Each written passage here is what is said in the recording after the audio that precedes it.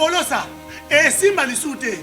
Pour moi, comme on a kuna, bateau va travailler dans Zambé. En tout cas, basi baké musique. Donc là, va, yo ba mission dans ton pays, aux autres comme il faut. Place nous à où est-ce société. Ah? Oyaki, allez, quittez. Polosa, on a battu ma ligne à Kali. Na la mona kekuna, na kekuna. Là-bas. Ah! Oh, nous avons la range.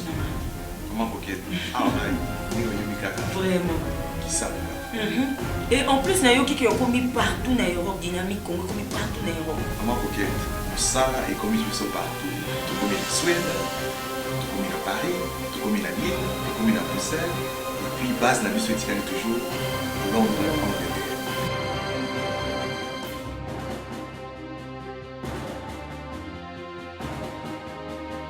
Biso na dynamique Congo. Toza ko avancer na nkolo.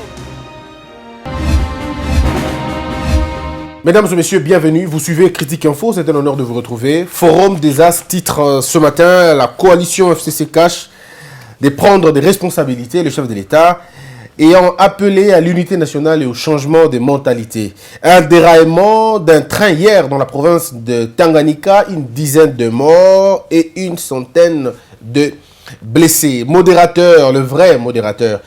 Alors que le pro et les contre-Tshisekedi se mobilisent, attente mouvementée des Fachi mardi prochain à Bruxelles. Vital Kamerhe au front pour démystifier les esprits retors. Cette affaire, c'est le lauréat qui en parle. Mais je dois vous le dire, mesdames et messieurs, cette affaire de 15 millions de dollars persiste. La première faute, il faut le dire, c'est d'abord à la cellule de communication de la présidence. Encore une fois, cette cellule ne comprend toujours pas quel est le rôle d'un groupe de communication. Ils ont très mal communiqué dans l'affaire, très mal communiqué parce qu'ils ont attendu. Au fait, ce comité, je ne sais pas moi, cette cellule a attendu de subir l'info avant d'en parler. Nous avons deux types de détournement. Il y a le détournement qui est un très faux et mauvais détournement. C'est lorsque l'argent destiné à autre chose a été détourné pour des fins privées. En ce moment, c'est grossier, ce n'est pas bien, c'est mauvais. Mais il y a un autre détournement d'un autre type que l'on ne tolère pas, que l'on n'encourage pas, mais qui peut être expliqué. Je ne dis pas que c'est le cas de ces 15 millions de dollars. Loin de moi l'idée de le dire. Seulement, je me dis que lorsqu'on a pris l'argent destiné au ministère de la Santé et qu'on affecte par exemple au ministère de l'Agriculture, c'est un détournement, oui, mais le détournement sert à une autre cause. Ça veut dire une cause toujours de l'État. J'insiste, c'est un détournement. Ça prouve à suffisance que le pays ne s'est pas arrangé, que le pays n'a pas une structure pour finalement veiller sur certaines choses. Je suis bien d'accord. Mais il arrive des catastrophes naturelles, des imprévus, qui font que l'argent qui était destiné à un fonds soit finalement détourné pour un autre fonds. Mais ça reste toujours un détournement. Je ne suis pas d'accord avec la méthode. Je ne suis pas d'accord. Seulement ici, le cabinet du président de la République a encore une fois commis l'erreur de savoir communiquer sur l'affaire. On nous dit les 15 millions de dollars sont par-ci. On nous dit les 15 millions de dollars sont de l'autre côté. On nous dit ça n'a pas été détourné. Mais c'est où? Si ça n'a pas été détourné, c'est où? Oh non, l'argent se trouve là. Mais où? Là, c'est où? On ne sait pas aujourd'hui où se trouve l'argent. On parle des comptes bancaires. Oh non, c'est le deuxième compte n'a pas été accrédité. Bref, des thèses et des thèses. Je ne m'aurais pas, moi, vous envoyer dans toutes ces thèses-là, parce qu'il y en a beaucoup. Mais mesdames et messieurs, ce qui est clair, et il faut dire aux Congolais, et moi je continue à le dire, si le président Fachi pense dans sa tête une seule fois que le FCC va lui rendre la tâche facile, eh bien le président se trompe énormément. Mesdames et messieurs, j'aimerais vous faire comprendre une chose. Est-ce que vous imaginez un seul instant? Est-ce qu'on s'est déjà posé la question qui maîtrise le circuit bancaire du Congo? Est-ce que nous nous sommes déjà posé cette question? Qui a le contrôle des banques au Congo aujourd'hui? Dire que c'est le président Fachi, vous vous trompez énormément. En 8 mois, on ne contrôle pas le circuit bancaire qui a été construit, monté pièce par pièce pendant 19 ans. Le nombre de banques que M. Mobutu a laissé, ce nombre a triplé ou quadruplé à l'époque de Kabila Joseph. sans l'idée de m'en prendre à qui que ce soit. Et je n'accuse personne, seulement je nous fais comprendre que il y a eu un nombre de banques qui ont vu le jour. Et toutes ces banques fonctionnent dans une sorte d'unité. Elles se transmettent des informations, elles connaissent les virements, elles connaissent les dépôts, elles connaissent tous les circuits financiers du Congo. Et toutes ces personnes qui gèrent les banques aujourd'hui ont été pour la plupart des cas, pour être vrai, nommées par la Kabylie à l'époque. Disons par le cercle de M. Kabila à l'époque. Ce qui était tout à fait normal parce que de toutes les façons, ils allaient être nommés par qui si ce n'est pas le pouvoir qui a dirigé le pays à l'époque. J'insiste, je n'accuse personne. Seulement, je nous appelle à réfléchir un peu. Donc, désormais, quand on a une question, une fuite de la banque, souvenez-vous de la Banque centrale, le 2 premiers mois, quand Fachi était au pouvoir, c'est peut-être la première fois d'apprendre que la banque accuse le cabinet du président. C'était la première fois. On a vécu pendant 18 ans, la banque s'est taisée. La banque ne disait absolument rien sur la question de la gestion de M. Kabila. Personne n'en parlait.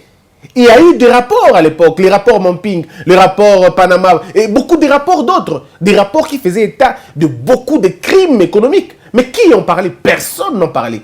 Parce qu'on savait qu'aussi longtemps, disons, quand vous allez vous lever pour dénoncer un fait, soyez rassurés d'une seule chose, vous finirez soit en tôle, soit des problèmes, vous perdez votre boulot. Mais malgré les révélations des banques, les révélations, je ne sais pas moi, de beaucoup de personnes, personne n'a perdu son boulot jusque-là. Parce qu'il a, je sais pas moi, révélé tel fait ou tel autre fait. D'un côté, on dit c'est une tolérance, c'est bien, on avance. D'un autre côté, c'est aussi une consécration du désordre total. Parce que lorsque vous trouvez un pays, c'est pourquoi j'avais dit que le président Fachi avait commis la première erreur. C'était l'erreur de ne pas évaluer le pays dans quel état il a trouvé. C'est là le problème. Et malheureusement, ça lui coûtera trop cher. Même plus tard, ça va toujours le coûter. Il faut qu'il travaille beaucoup plus, mais ça va vraiment le coûter. Pourquoi ça va le coûter? Parce qu'il n'a pas évalué le pays. On n'a pas dit exactement dans quel état il a trouvé le pays, quel est le secteur, quels étaient les secteurs à problème. Ça, on ne le dira pas. On peut le dire plus tard, mais c'était déjà, ça va être trop tard. Je ne dis pas que c'est fatal, mais c'est quand même assez tard. Mais il peut toujours se reprendre s'il travaille dynamiquement avec une autre forme d'énergie. Ça, c'est le 1. Vous avez les circuits bancaires. Et pratiquement tous les secteurs de la vie du pays ont eu à la tête de chaque secteur des hommes et des femmes qui ont été nommés par l'ancienne gouvernance, par l'ancienne administration. Ça veut dire qu'il y a déjà une notion de redevabilité par rapport à la personne qui vous a nommé là-bas. Toutes les régies financières du Congo, pour la plupart des cas, les cadres qui sont là ont commencé pour la plupart d'entre eux le boulot sous le régime Kabila. Lorsque vous rencontrez les DG de toutes les entreprises publiques et toutes les régies financières, quasiment toutes, vous leur posez la question. S'ils sont au nombre de 10, ce que je dis est une vérité absolue, malheureusement. Malheureusement, c'est une vérité absolue. Si vous rencontrez ces gens et vous leur posez la question, ça fait combien de temps que vous êtes ici dans cette régie? Ils vous disent, moi ça fait 18 ans. Ils vous disent, moi ça fait 13 ans. Ils vous disent, moi ça fait 17 ans. Ils vous disent, moi ça fait 18 ans. Mais c'est rare, je ne dis pas que ça n'existe pas. C'est rare de trouver les gens qui vont vous dire, moi j'ai fait 25 ans ici. C'est rare d'écouter les gens qui vont vous dire, moi j'ai fait 22 ans. Ceux qui vous disent qu'ils ont fait 22 ans, vous leur posez la question. Dans 22 ans, vous étiez qui? Ils vont vous dire, j'étais en bas là-bas. J'étais en bas. Et c'est à l'époque de Kabila que j'ai gravi les échelons jusqu'au point de devenir un DG ou un directeur. Et quand Félix arrive, il fait de moi un DG ou il fait de moi un directeur. C'est des gens, pour la plupart des cas, qui gardent encore la nostalgie, qui ont encore un sens de redevabilité à M. Kabila. Lorsqu'on avait commencé ces émissions, quand j'avais dit qu'il fallait que le président Félix crée une génération Fachi, pas dans le sens du clientélisme, pas dans le sens du népotisme, mais des hommes et des femmes que lui aussi va créer, suivant leurs compétences, différemment de l'époque, parce que l'époque, ce n'était pas la compétence, à l'époque, c'était votre capacité de vous battre pour le pouvoir, ça veut dire le militantisme, votre capacité de tout accepter, de ne rien réfléchir. Mais la différence aujourd'hui avec le président Félix, c'est qu'il doit créer une génération de nettoyeurs. Cette génération qui va nettoyer la classe politique, qui va nettoyer la classe économique, qui va nettoyer la classe religieuse, qui va nettoyer les cellules de notre République. Sinon, ça va être dangereux. Ça va être dangereux. Cette affaire de 15 millions de dollars, vous en parlez parce que vous voulez en parler. Vous voulez incriminer les gens. Mais ce que vous ne comprenez pas, ça cache un vrai problème. Vous n'avez pas l'idée de combien moi j'ai eu des appels. Seulement parce que j'ai posé la question, l'ANER a agi sur le compte de qui? Ah mais ça va coûter des choses. Hein. Des gens qui appellent de partout. Comment tu peux soulever une question comme ça? Qu'est-ce que tu suis après? C'est quoi? Non, j'ai posé la question simple. J'ai posé la question simple. Notre difficulté, c'est peut-être d'avoir lu certains auteurs qui parlent de complot. Vous savez, quand un dirigeant a lu Machiavel, comment on appelle le Prince, quand vous avez lu le Prince, quand vous avez lu l'art de la guerre de Lao Tzu, vous n'êtes plus le même. Votre manière de faire les choses change. Lorsque vous vous mettez dans la peau de lire Papovski, je crois, quand il écrit son livre de comment détruire un dictateur, même Jacques Foccart et les autres, vous savez, il y a des gens qui ont écrit dans ce pays, qui ont écrit dans ce monde, qui ont écrit des livres qui sont d'actualité jusqu'aujourd'hui. Des livres qui datent de 2 siècles, 3 siècles, mais aujourd'hui, ces livres sont d'application, sont d'actualité, parce qu'ils ont rappelé des choses. Le monde est un éternel commencement. On ne peut pas dire ce qui arrive aujourd'hui n'est jamais arrivé. Ce qui arrive au Congo est arrivé ailleurs. Il y a eu des gens qui ont trouvé des solutions parce qu'ils ont lu, parce qu'ils ont appris. Aujourd'hui, qu'on le veuille ou pas, le gouvernement du Congo est composé entièrement des hommes et des femmes qui ont vécu pendant 19 ans et ils ont été formatés de sorte de ne pas rendre de compte à la population. Ils ont vécu dans un monde où l'enrichissement illicite était toléré. Ils ont vécu dans un système où la punition était vraiment réservée à des gens qui étaient contre nous. Et c'est la même méthode qui continue aujourd'hui. Je reviens pour être clair sur l'affaire de 15 millions de dollars. Lorsque vous prenez les régies financières, lorsque vous prenez les circuits bancaires, lorsque vous prenez la sécurité, l'appareil directoire de notre République, pendant 18 ans, cet appareil a vu naître un autre type de gens. Des gens qui travaillaient pour un individu, pas pour la communauté. Ces gens-là sont encore là aujourd'hui. Lorsque le président Fachi entre, il trouve l'ANER. L'erreur qu'ils ont commise et qu'ils continuent à commettre malheureusement, que la présidence continue à commettre, c'est un excès de bonne foi. Le fait de croire que les autres sont de bonne foi comme vous.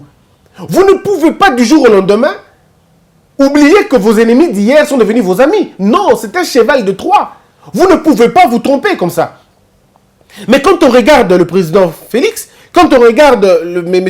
Kamere et les autres, je me rends compte qu'on a comme l'impression que Cash et FCC est une belle famille d'harmonie. Ils s'entendent maintenant, ils ne vont pas s'entretuer. Je vous ai toujours dit, cette coalition gagnera celui qui abattra l'autre le premier. Ne vous en faites pas. On peut beau dire ce que l'on veut. On peut avoir des discours intelligents que l'on veut. Mais attendez la seule vérité, c'est que celui qui abattra l'autre le premier, celui qui va remporter cette guerre. C'est tout simplement ça. Et vous avez vu, le dossier de 15 millions de dollars vient d'où? Le dossier de 15 millions de dollars est secoué par un autre mouvement. Je ne citerai pas le nom. Par un autre mouvement. C'est un mouvement extérieur qui finalement bouge les choses. D'un point. Jeune Afrique a écrit. Vous avez vu? Jeune Afrique écrit. Tout de suite l'article est retiré. C'est le directeur de cabinet qui va faire un démenti, une mise au point. Après avoir fait cette mise au point, il y a notre journal qui écrit. Ce journal, rappelez-vous, c'était le journal qui recevait très souvent M. Kabila à l'époque. Il y a des gens qui racontent beaucoup sur l'affaire. Je ne confirme aucune information, mais il y a des gens qui disent comment ce journal est si proche de lui. Et le journal a tous les éléments. Le journal a des éléments des banques, ainsi de suite. Comment le journal a fait pour avoir les éléments? C'est qu'il y a des gens qui sont dans les banques qui font fuiter les infos. Mais vous pensez que c'est facile? Ils le font pour rien. Ils le font pourquoi? Mais ils le font parce qu'il y a une main noire qui veut salir tout simplement ce régime. Quand je dis qu'il veut salir ce régime, je ne dis pas que ce régime n'a rien fait de mal. Non, du tout. Pas du tout. Seulement, je dis que ici, il y a des gens qui ne se sentent pas liés à ce nouveau régime et qui sont prêts à finalement diffuser toutes sortes d'informations. Ça prouve à suffisance que le gouvernement actuel que le régime, pardon, l'administration, pour dire bien, l'administration actuelle n'a pas le contrôle de tous les secteurs. Cette administration des Fachi est peut-être en train de travailler pour connaître qui fait quoi exactement, pour dénicher les tops. Mais les tops sont nombreuses. Cette affaire des 15 millions de dollars cache beaucoup de choses, beaucoup de choses. Je posais la question. On dit les dossiers, voilà ce qu'on dit. Qui a donné à l'IGF la possibilité, l'ordre, pardon, d'aller enquêter? Quand on pose la question à l'IGF, l'IGF dit non, moi j'ai reçu l'ordre du directeur, pardon, du conseiller du président. Ok, le conseiller du président qui donne l'ordre. Le conseiller du président est dans quel cabinet? Il est dans le cabinet du président. Donc le conseil du président, même par rapport à la forme, le conseil du président ne peut pas engager la présidence sans que le directeur de cabinet ne le sache. Il faut que le directeur de cabinet ait l'idée de tout ce qui se passe. Parce que c'est lui le patron du cabinet. C'est lui le patron de l'administration de la présidence. C'est le directeur de cabinet qui répond devant le président. Toutes les actions qui doivent être menées au niveau du cabinet de la présidence, M. Kamere doit impérativement le connaître. Alors, quand une action échappe à M. Kamere, on est tout de suite au courant de toute l'information dans le média. Alors, il faut d'abord commencer par regarder autour de vous. Est-ce que vous maîtrisez l'effectif des agents du cabinet du président? 1. Est-ce que vous maîtrisez la coordination du cabinet du président? 2. Est-ce que vous maîtrisez les agents de l'ANER? Est-ce que, parce que l'ANER et l'IGF sont attachés à la présidence, comment vous pensez une seule seconde, l'ANER et l'IGF peuvent travailler contre la présidence? Parce qu'elles sont, toutes ces deux agences relèvent de la présidence. Je ne comprends pas. Il y a quelque chose qui ne se dit pas vrai. Dites-nous, l'ordre vient vraiment de qui? Qui révèle le fait? Même la répartition. Il paraîtrait que Fachi aurait 6 millions de dollars, Vital Kamerhe aurait 3 millions de dollars. On raconte des choses comme ça, on raconte des choses bien détaillées dans un document. Ce document vient d'où? Si c'est l'ANER qui publie le document, ou si c'est l'IGF qui publie le document, ou si c'est l'ancienne administration qui a étalé les documents. Alors, vous contrôlez quoi exactement? Vous contrôlez quoi exactement? Je me pose une question. Pourquoi, lors de la gouvernance de Kabila, il n'y avait pas pareille bêtise? À l'époque de M. Kabila, c'était l'opposition qui finalement dénonçait le fait. Et l'opposition était à un moment donné arrêtée parce qu'il n'y avait pas de preuves. Les preuves n'étaient pas là parce que l'appareil qui gérait à l'époque couvrait des choses de sorte qu'il n'y avait pas de preuves. Mais pourquoi maintenant nous allons jusque dans les petits détails au point de savoir les comptes bancaires? Vous comprenez ici que vous n'avez pas le contrôle de tout. Ça veut dire qu'il y a des gens avec vous qui vous jouent le tour. Ou alors ceux qui sont censés être des enquêteurs travaillent sous l'ordre d'autres personnes. C'est ça l'importance de comprendre la nature de vos alliés avec qui vous faites affaire. C'est une sorte de honte. Je mets ça entre parenthèses et je dis ceci. Je le dis déjà, cette affaire de 15 millions de dollars. Je vais encore le dire. Moi, personnellement, je ne suis pas d'accord avec le détournement. Que cela soit fait passivement ou activement, moi, je ne suis pas d'accord et je condamne avec la dernière énergie cette sorte de détournement. Cette affaire de 15 millions de dollars, j'estime que c'est très mal parti. Mais maintenant, il y a un problème. Vous savez, dans un pays, avant d'abord de parler dans un pays sérieux, le cabinet du président de la République a échoué dans sa communication. Comment ils ont vendu l'affaire? C'est un cabinet, sinon, c'est une communication qui subit. Or, lorsqu'on est dans un cabinet du président de la République, on n'est pas dans la logique des gens qui subissent. On est dans la logique des gens qui agissent et qui anticipent. L'affaire a été très mal négociée. Je ne vois pas pourquoi le directeur de cabinet a fait sa sortie. Je ne sais pas pourquoi il a parlé. Moi, si j'étais le conseiller de M. Kamere, je lui aurais conseillé d'abord de se taire. Parce que déjà que c'était très mal de sortir et dire, regardez, si vous suivez les réponses de M. Kamere, c'est des réponses non seulement non convaincantes, mais c'est quelqu'un qui minimise l'affaire. On parle quand même de 15 millions de dollars. On parle quand même de 15 millions de dollars. Vous ne pouvez pas dire aux gens, non, l'argent est là. L'argent est là. L'argent est où? L'argent est là. On est d'accord, mais c'est où l'argent? Voyez-vous? Donc, ça peut ne pas être lui Non, pas du tout. Ça peut ne pas être lui. Mais le problème, c'est qu'il a très mal négocié la chose. Et le cabinet ne l'a pas aidé. Monsieur Kamere tout seul ne peut pas faire parce que ce n'est pas un journaliste. Ce n'est pas un communicologue. Ce n'est pas non plus quelqu'un de la communication. Mais il y a des gens qui sont payés tout le mois là-bas pour faire la communication. Comment ils n'ont pas pu comprendre la chose et trouver les termes qu'il faut? Qu'est-ce que les Congolais attendent? Les Congolais attendent un éclaircissement de la chose. Voici d'où l'argent est venu. Voici là où l'argent est logé. Voici ce que l'argent va faire. Point barre. Et puis après, jusque-là, aucune sanction n'a été réservée à ceux-là qui ont diffusé l'information. Donc, à un moment donné, vous savez ce que vous faites. Si vous allez dans cette histoire de l'IGF, un enquêteur de l'IGF est retraité. Comment peut-il continuer?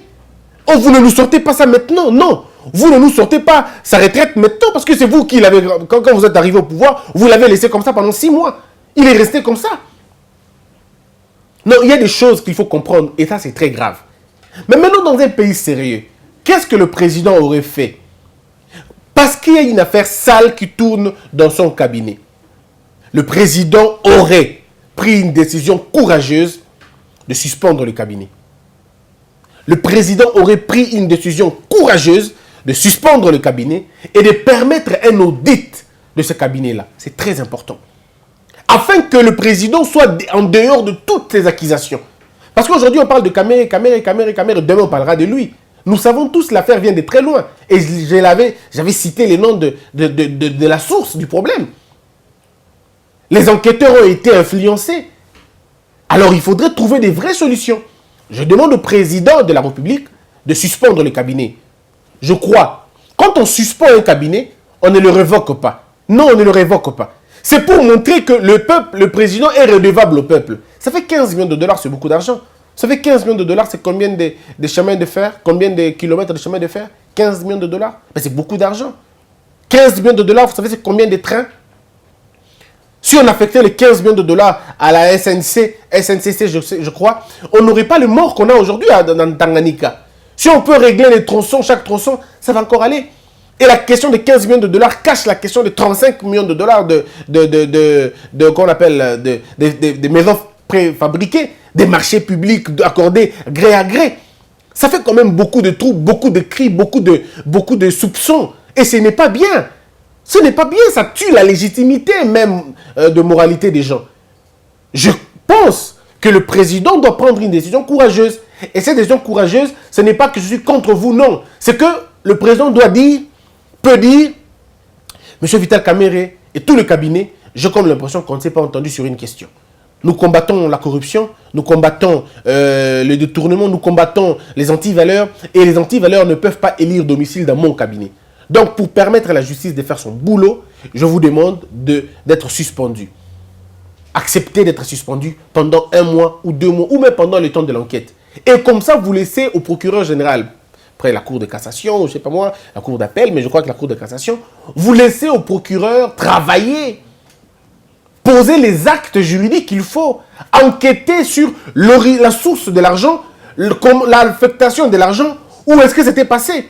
Et quand on aura un éclairage sur le dossier, vous réhabilitez le gouvernement, vous réhabilitez le cabinet. Ça va être lancé un bon signal.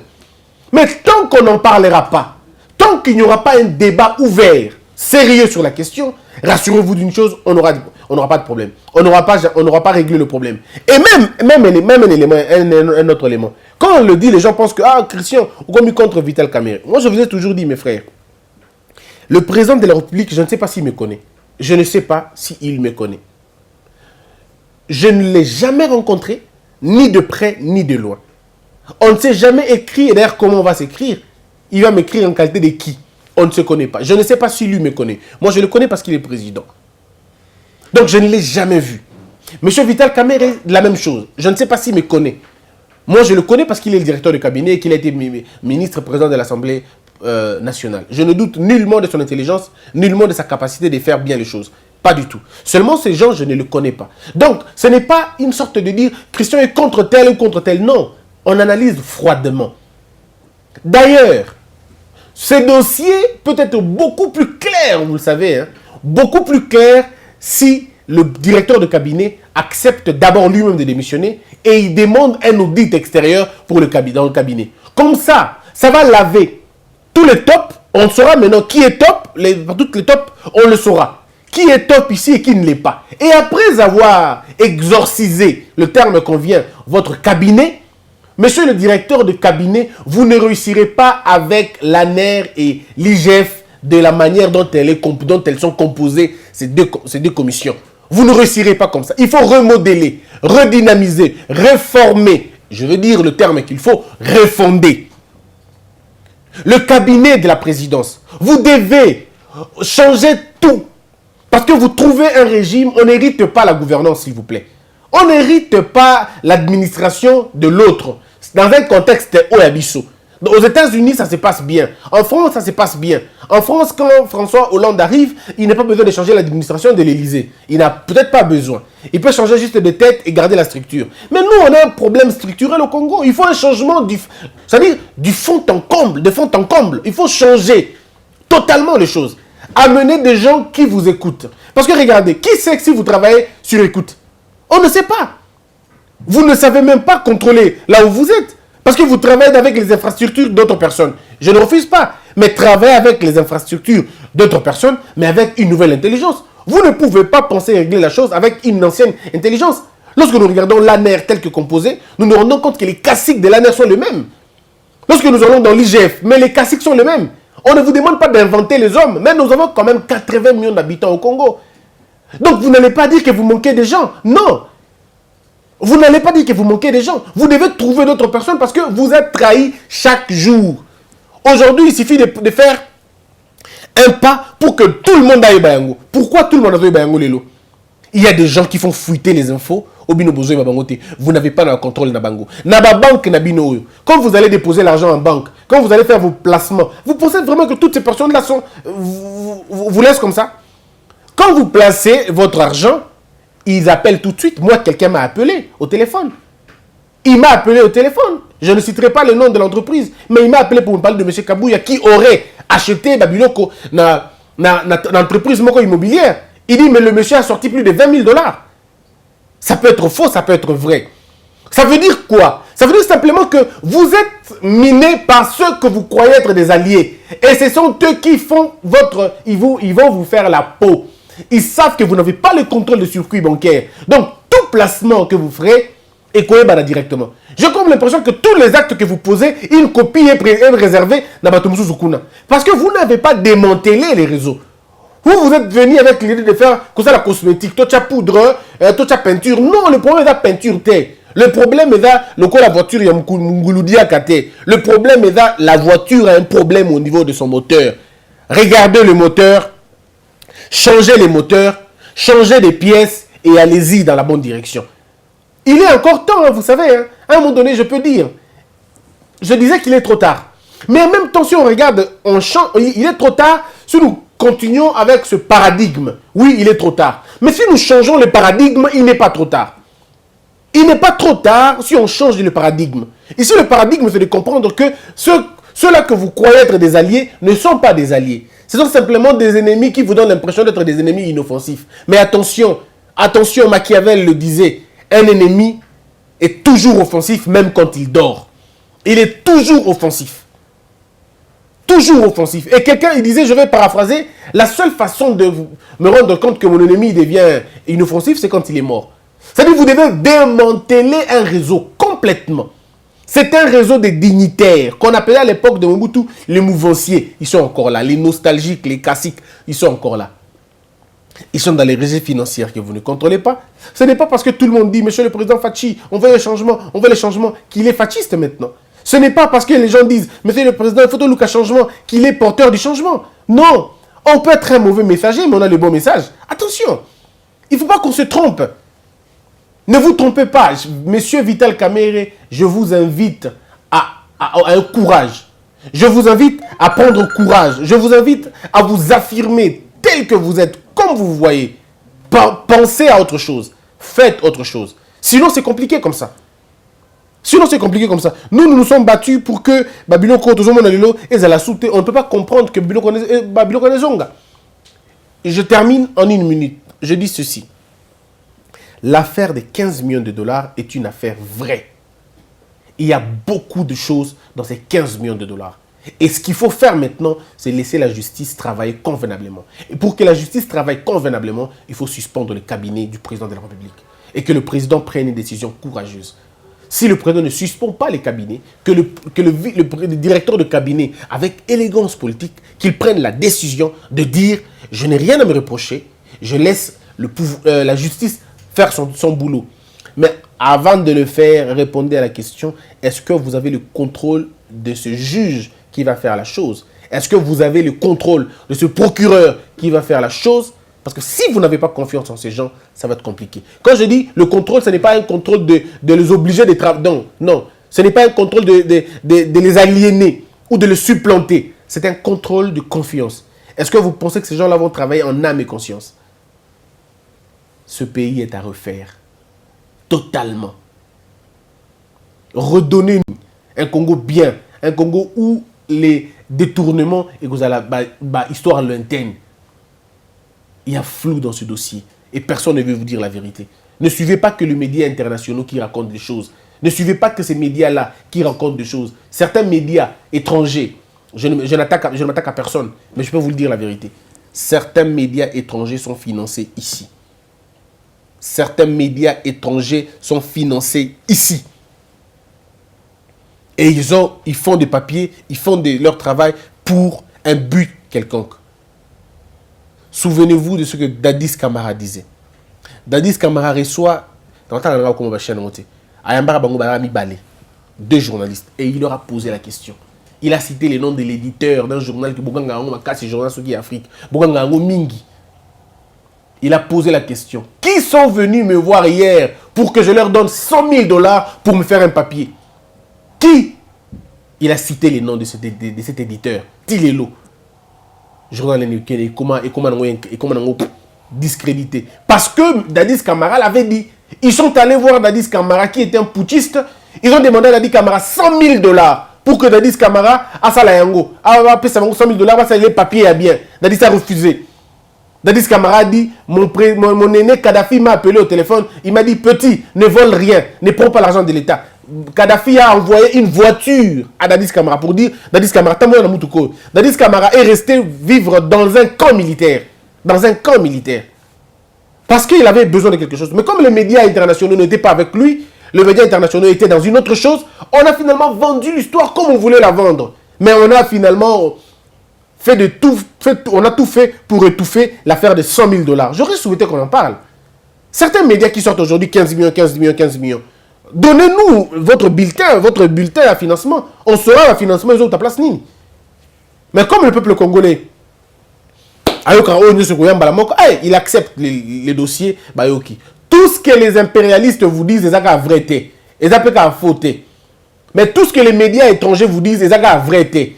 Il faut vérifier vous-même. Il y a beaucoup de choses. Il y a le camp de la destruction. Bengi bango, financer bango bambongo pour que babimisa la vérité mususu ils n'ont même pas prouvé. Mais babimisa kaka. Et quand ça va tomber dans l'opinion, bon, il y a toujours des gens qui vont prendre ça sans vérifier. Ok, non bongo. Moi je garde mon œil sur l'affaire.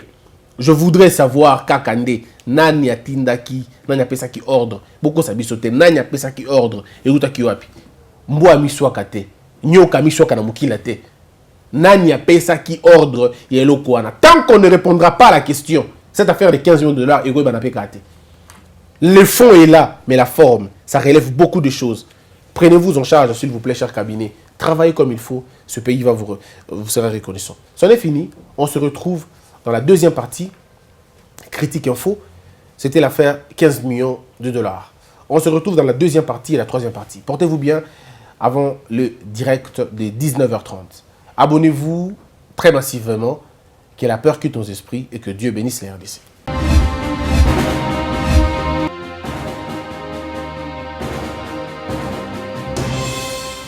Patron n'a pas ça. Et si Malisouté, pour moi comme namoni kuna, patron va travailler dans Nzambe. En tout cas, basi baké musika. Donc là va, yo ba mission na to pesa aux sango comme il faut. Place no aweza susté. Ah?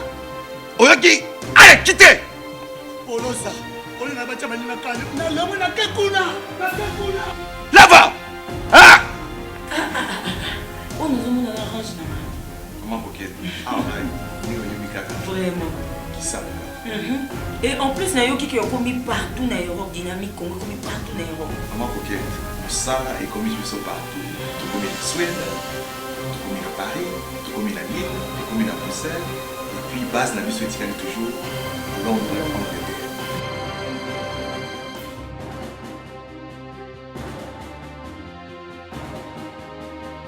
biso na dynamique Congo toza ko avancer na nkolo